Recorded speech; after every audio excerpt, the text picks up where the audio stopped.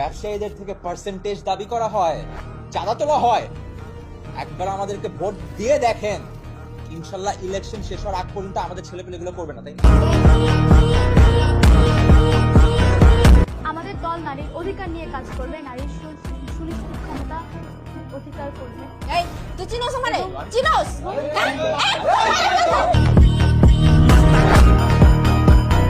আমার সহযোদ্ধা ভাইদের গায়ে গুলি লাগবে কেন?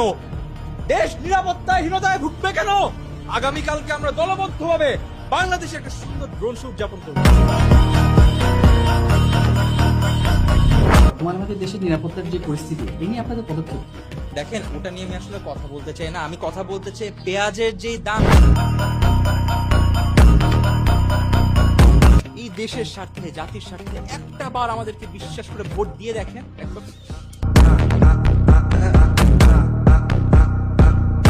বিরোধী দলের যদি আপনারা ইতিহাস ঘেটে দেখেন, অবাক হয়ে যাবেন কি নোংরা রাজনীতি, কি দুর্নীতি।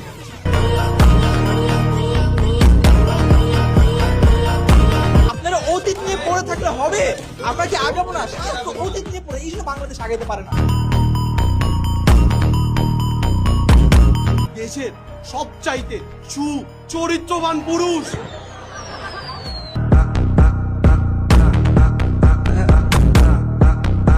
দেশের নিরাপত্তার কথা চিন্তা করে আমরা তিনটা খুব গুরুত্বপূর্ণ ডিসিশন নিয়েছি।